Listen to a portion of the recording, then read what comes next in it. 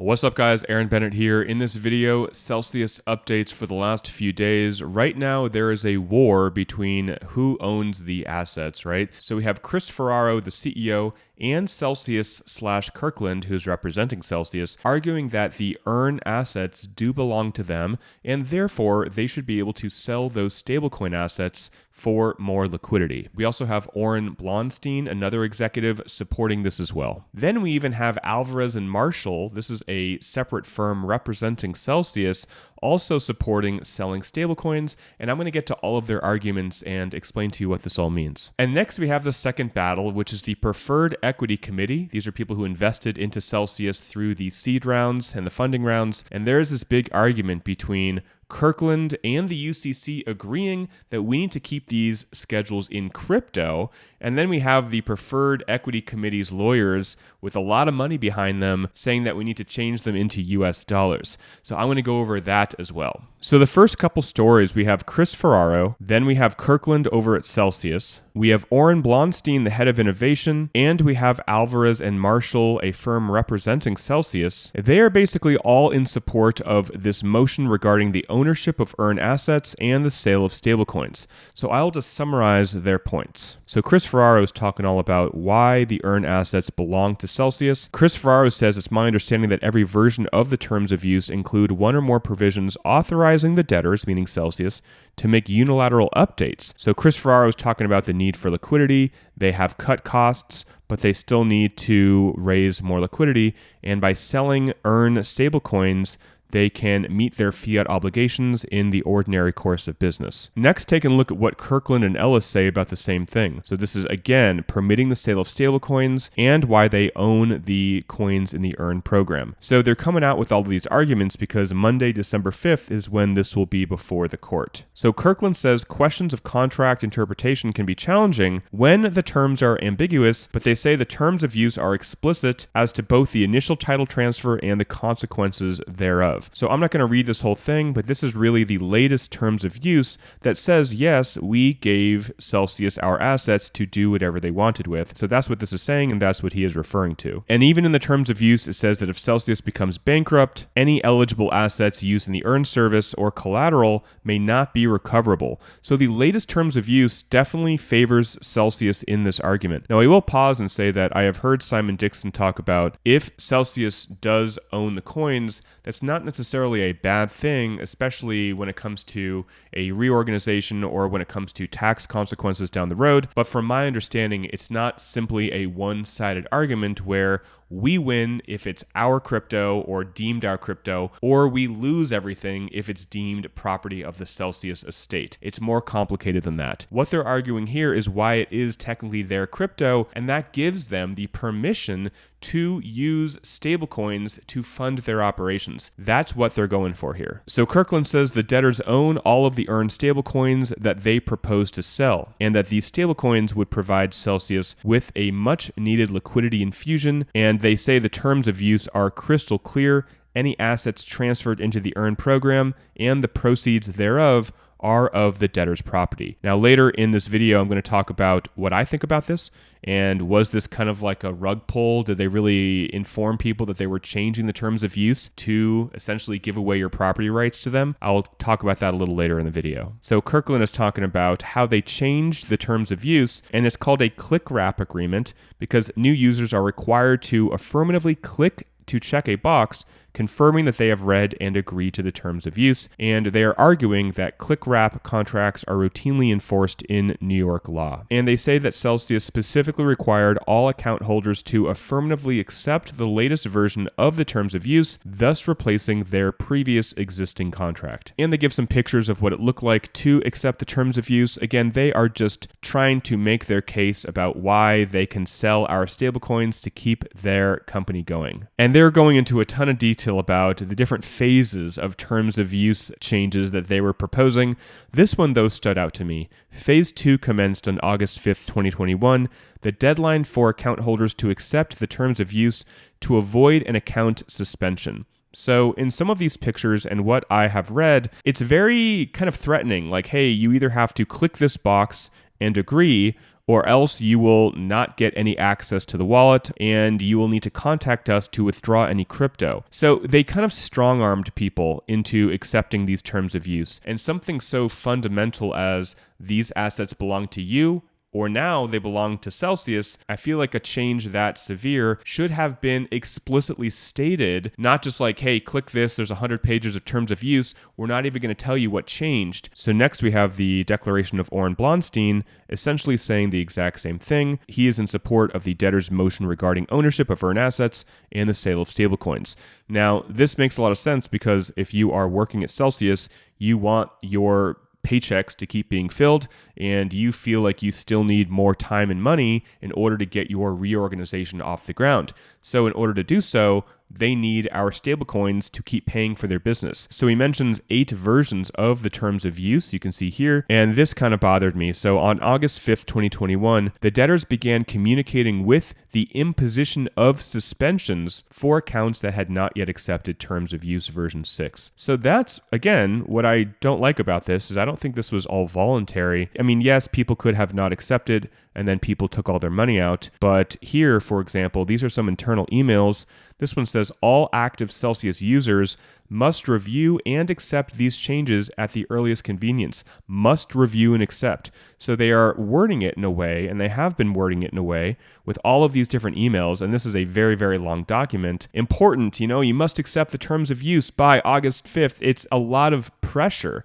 And my argument is that it should not have been something where people felt strong-armed into making a decision without actually knowing what changes were coming into effect with the new terms of use. And finally, we have Alvarez and Marshall, who is working for Celsius, saying the same thing regarding them needing to sell stablecoins. So let me scroll down here. It says Alvarez and Marshall has been assisting Celsius with the preparation of regular budget and reports. I believe that the debtors may require additional liquidity as soon as the first quarter of 2023. They also say we have determined that the proposed sale of stablecoins would meaningfully extend the debtor's liquidity runway and would be in the best interests of the debtor's estates. But here they talk about the different stablecoins that they hold. So they hold approximately $23 million in their main Fireblocks account and $44 million of stablecoins in their custody Fireblocks account. And this is actually pretty good. I'm glad they said this. The debtors do not propose to sell any stablecoins of a particular type if the debtors do not have a sufficient number of that type of stablecoin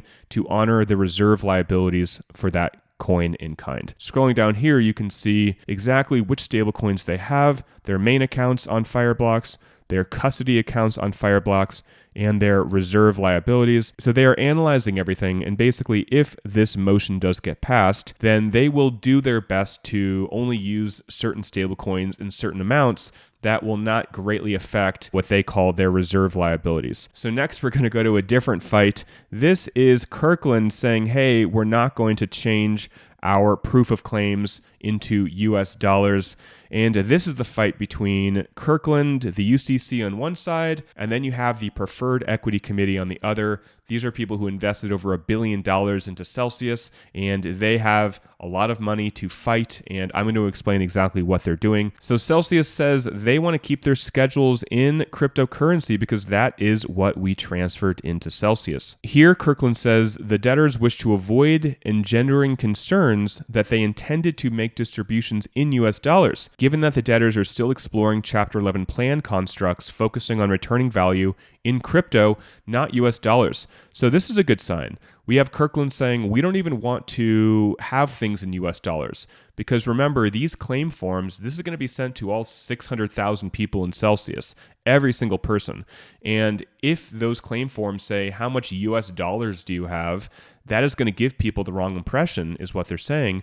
Basically, oh, Celsius wants to give us back dollars and not crypto. Therefore, I don't want to accept their plan because I don't like it off the bat. So that's what they're arguing here. And here, Kirkland says that this objection from the preferred equity holders basically will help them if the price of cryptocurrency rises in the future. So next we have the UCC with White and Case supporting Celsius. So it's interesting when you have the UCC and you have Celsius or Kirkland fighting for the same thing. The UCC is also supporting the bar date. So this would be the deadline for people to submit a claim if there is a claim against Celsius. As this court observed, this case needs to move forward as quickly as possible. So another thing that this preferred equity committee wants to do is postpone this as long as possible, and they're going to argue this in this motion. The UCC says it is critical that the claims process starts immediately so that a value maximizing plan can be prosecuted and account holders and creditors can receive long delayed distributions as soon as possible. That is something I agree with. We cannot delay this any further. And here is the kicker, guys. The UCC says the preferred equity objection brought by sophisticated financial institutions with enormous resources seeks to halt that process in an apparent effort to tie up these cases in litigation, presumably with the hope that the delay will lead to a better outcome for their equity. Wow. So that basically sums it up. We have people who invested a lot of money hiring incredible lawyers to fight for their best interests, which is kind of the name of the game in Chapter 11, unfortunately. Everyone's fighting for their interests. And here is another kicker, guys. The UCC says the second, reducing all crypto obligations to USD on the bankruptcy petition date would open up a Pandora's box. This is huge. Different account holders may apply different conversion rates for each crypto, leading to a complicated and expensive claims reconciliation process. So I saw this and I'm like, oh my gosh, this would be a nightmare. Because imagine if your claim was in US dollars and then you're like, well, wait, no, on that date on CoinMarketCap, it said that Bitcoin was worth this much money, or, my Dogecoin was this much money, but you're saying it was 10 cents less. Or no, I'm looking at CoinGecko, not CoinMarketCap, and this second of this day, it said that it was less, right? It would be a complete chaotic mess, and you would get hundreds of thousands of more claims possibly, because people would be like, no, actually I disagree because my calculations say it's different. Versus if you say, we're not talking about US dollars, we're talking about how much crypto you have, right? That's what we want. You had 1.279 ETH. You can't say that you didn't have that. You either had it or you didn't. So finally, the UCC says that the preferred equity group nor the debtors should be permitted to tie up these cases in more litigation while the estate's resources are exhausted. And I completely agree. The intention is to get out of Chapter 11 as quickly as possible, and I believe the judge will agree to this. He wants this to get moving as well. And finally, this is the law firm representing the preferred equity committee making their case. And I really just want to cover one thing down here. Again, they are ruling why for bankruptcy code, they need to do it a certain way, etc. I mean, they actually are a very, very good law firm fighting for this. And I did read it, but I just want to kind of update you on something important here. They're saying that, it was always presented in US dollars. Look, it was always dollars. It wasn't crypto. And I'm like, zoom in, you dorks. You can see that it says 1.2 Bitcoin anyway. So they're just trying to make these cases why it should be in US dollars. They said the motion that they are moving forth simply asks the court to direct the debtors to comply with the bankruptcy rules and add the US dollar amount to each customer claim in these schedules. This way, customers will be able to determine whether they need to file proofs of claim to the extent they disagree with the debtor's conversion rates. And this, again, like I talked about in the previous motion, would cause chaos. As the UCC said, it would open up Pandora's box if you had a US dollar amount next to how much crypto you have. And that's what they're saying. They want to add the US dollar amount next to the cryptocurrency coin counts. But here it says if they agree or disagree with the debtor's conversion rates. And again, that would be pure freaking chaos. People would say, no, you got the conversion wrong because again, at 5:02, it was worth this. But you're saying it was a little bit less because that was at 6:01 p.m. And I'm saying it would just be crazy, right? So no, I completely disagree with them, not only for them wanting to stall this process and drain more money from the estate, but literally this would create absolute mayhem. So they are completely wrong in this case. And finishing up, we have the hearing November 15th. So that is, what is that, a few days from now? And this is what they're going to talk about. A lot of the issues that I was talking about today. We have the Series B holders objecting to the bar date. Essentially, they don't want those claims to go forward. And again, they are just pushing everything out and trying to get their way. And finally, we got this email today from Celsius. You don't need to be concerned if you got this. I think everybody got this. It's saying that there are a couple documents and just letting people know what's happening. I think this is just legally, they need to do this. This one docket was talking about contracts, which is a bunch of gibberish. This next one talking about selling assets. And this next one was talking about the bidding procedures. So guys, that's it for the video. Just to sum up, there is nothing you need to do right now. There is no updated claim form.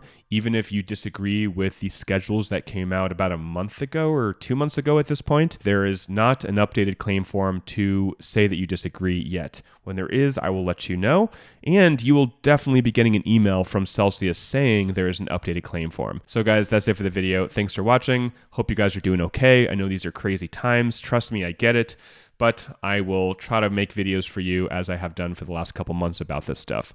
Thanks for watching. Till next time, talk with you soon, and bye for now.